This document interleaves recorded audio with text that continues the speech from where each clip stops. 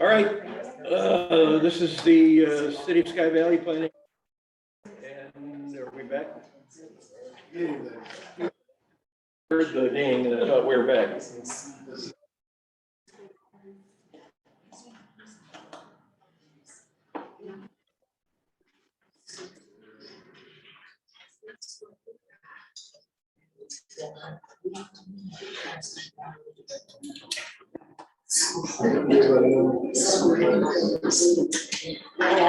Bear with us with the technology here.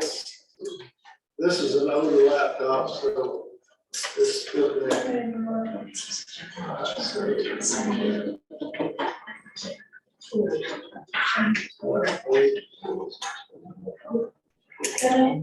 You know, back to that.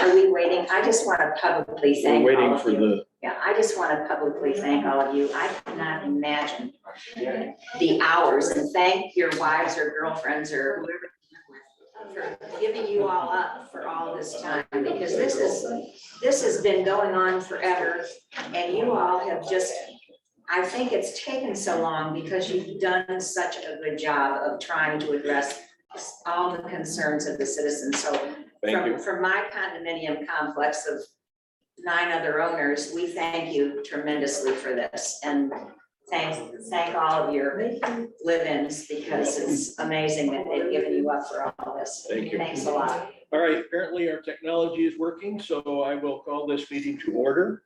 This is the City of Sky Valley Planning and Zoning Commission. May I hear a motion to adopt the agenda? So moved. Second. All in favor? All right. You've all received minutes from our May 3rd meeting. Hear a motion to approve those minutes. So moved. Second. All in favor? Thank you. Okay. Old business, deliberation of our short-term rental ordinance. Does anybody have anything that they would like to discuss regarding the ordinance? Add in or question? In 4104, it reads a license granted by, this ordinance expires 12 months from the issuance of each year. Before, we had talked about another couple of lines in there, and I wondered if that would be appropriate. Those lines read, renewal applications shall file a renewal application accompanied by the required fee with the city clerk on or before the expiration date. If a short-term rental license expires due to non-renewal by the expiration date, a new application shall be required. That's certainly not necessary, but it might be something that could be desirable to have in there. I thought we might have some discussion on it. Where would you fit that in here now? Well, right under 4104, it would be section, either part of section 2 or section 3. It was in, Under A. yeah, look at this. It was in Oh, that's under B. Under B. under B 812. Yeah, B. Okay. Renewal applicants shall file a renewal application accompanied by. All right, well, any discussion? Is it necessary to indicate here that they're going to file another application as part of the renewal process? Mr. Jamal, you're the attorney person. What do you think? I think it would be desirable. Okay. I think it would be desirable. Just So to read it in as to what it would say. Well, we've already said that you're required to get a license granted by the ordinance shall expire 1 year from the date of initial issuance. But in a previous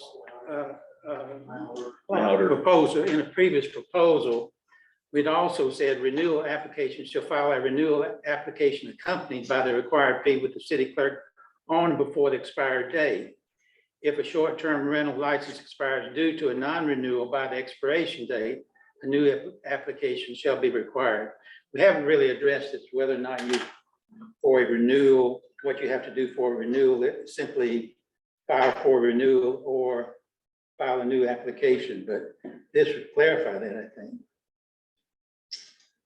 Okay, Yeah, I don't see any problem with just adding that language, it just clarifies it. I don't either. Anyone else? No. So make a motion, we amend to add that. All right, John has made a motion. Is there a second? Second. All in favor? Opposed? Motion carries. Thank you. And Don, you'll get that language. Let's get it to Jason. Okay. All right.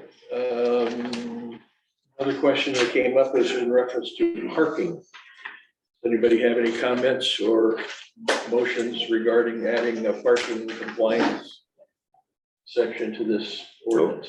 Once again, in the previous draft, we had a section 4107 under vehicles, which may not be necessary, but I think it would clarify some of the issues that are we've talked about, and it might be helpful. As A read, the total number of vehicles allowed on the short-term rental property shall be limited by the size of the property and total number of dedicated spaces provided for parking. We worked through a number of different drafts to come up with that language before, and I think it's still maybe appropriate to use, but, and then a B, upon request of the police department, the short-term rental must immediately move or remove any illegally parked vehicles, and no short-term rental occupants vehicles shall be parked upon the road right of way along any road or street in the city or upon private property not associated with the short-term rental. Again, I think those things are covered perhaps in other ordinances, but I think it might not hurt to, for emphasis, to have those in this ordinance at this point, but that's up for discussion. Okay. Mr. Chairman, if I could just comment on that, we actually had several conversations with our city attorney. In fact, we met with, earlier this week. Unfortunately, he's traveling around the state, cannot be a part of this meeting, but I feel confident enough to speak on his behalf, Mr. Kidd. He felt like we have in the other existing ordinances, it adequately covers parking, enforcement, et cetera, et cetera. And for brevity, it did not need to be here. We have ordinances in place.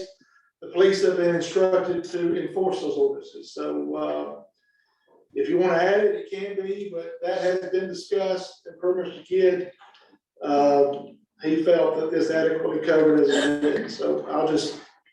Well, my comment was if it's adequately covered, we probably don't need it, but that's okay. Yeah, Yes, so I just want to share that. Thank you. That was discussed. But Okay. anyway. Any other? I think as part of the application process, we'll have a specific check sheet. And they will have to affirm, just like insurance, everything else. They have to have, right. We are working on that list. That could be part of that check sheet, dedicated parking spaces, maximum occupancy, do you have insurance, blah, blah, blah, they have to check. That will be Put part in of the how many- licensing process. Any other discussion? Two other comments along the same line, and again, those may be covered in other things in the application or on the checklist or whatever, but let me just bring them up just for discussion purposes under, well, it was the old 4106 license conditions. Under license conditions, we added that any advertising of short-term rentals shall conform to information included in the short-term rental license and requirement of this ordinance. I don't know if that's necessary or not, but I thought we might discuss that. Secondly, there was a fourth paragraph that said the owner shall, by written agreement with the short-term rental, ensure that no motor homes, campers, tents, or temporary sleeping structures or devices be occupied or erected on the short-term rental property. Vehicles such as a motor home. Is that covered? That is covered. That is Other covered. Okay. We need anything about the advertising? If we were to go with one of these monitoring companies, that's one of the things that they do monitor. And again, as they affirm at their application, they are in compliance. If there are any inconsistencies found through their monitoring, then that may be ground for somebody to lose their license. Okay. So, I will draw that too. Okay. Anybody else? If we want to talk about Gail's, suggestion of including it, that the owner may be responsible for paying not only penalties, but court fees. If it comes And to discuss pass. that. Let's defer to our in-house counsel. Okay, I think as an attorney, I think that this is a area where the judge has the sole responsibility, and I don't think it would be appropriate to discuss that in our ordinance.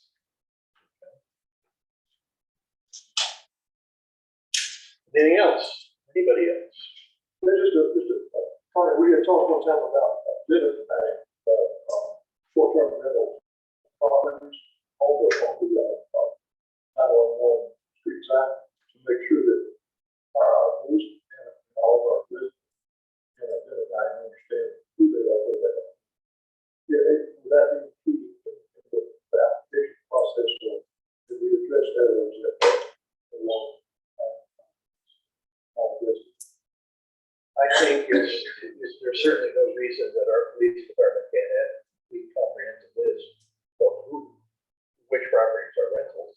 I would think that our citizens would also like. That's where we have some disagreement here from the gentleman who has been in that industry for years.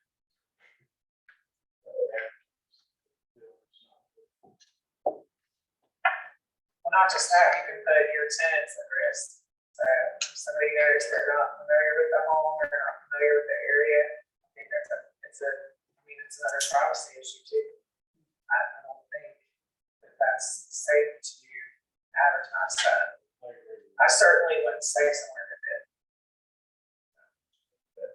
I think certainly their house numbers need to be, in the code with the fire department and the police department. Yes, right. Oh, no, that's the 911 address, that's certainly. Everybody. Yeah. Did I answer your question? Okay. Well. Usually y'all, you are wrestling. All right, anybody else with anything else? Jim? Tim Dare, 642 Bridge Pole. I want to back up. We talked about limiting why you can't park a camper or an RV. There was a comment in there about you can't put tent up. I think if we're going to eliminate that, some families might come up with their children and say, let's put Johnny's tent up in the backyard and let them sleep outside. And if we don't allow that, I think it's becoming too restrictive.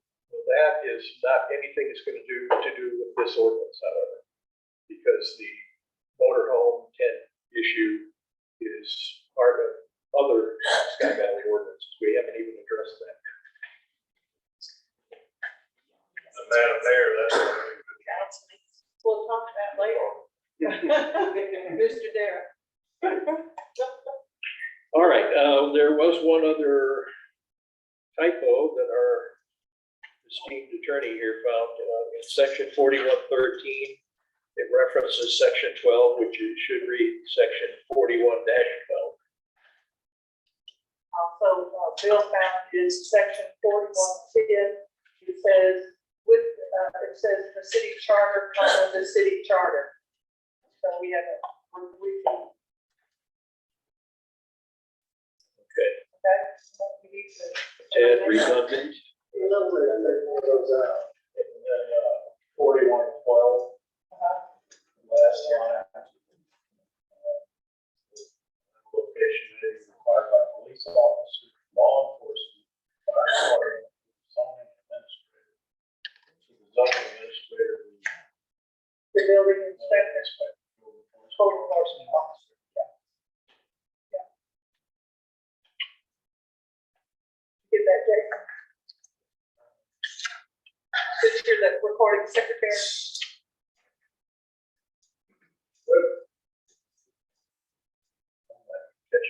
Right. 4112 B. Okay. Last line.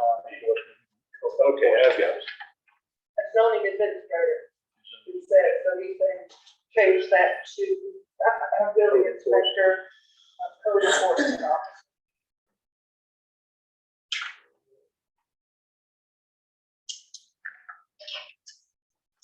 Anything else, Tom? Okay. Excuse me. I would like to entertain a motion that the Planning and Zoning Council approve the passage of this ordinance with the changes that we made here today on to the city council for adoption. So, is there a second? Second. Any further discussion? All in favor? Aye. Opposed? Okay. Well, what, I thought this was a year. We ended the hearing and opened the P and Z meeting. The hearing was at I thought before you took action, you received comments, that's all right. We did. We had plenty of comments.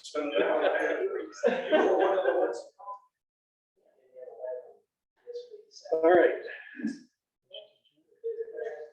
I'd like- Thank you for coming. I'll entertain a motion to adjourn. All in favor?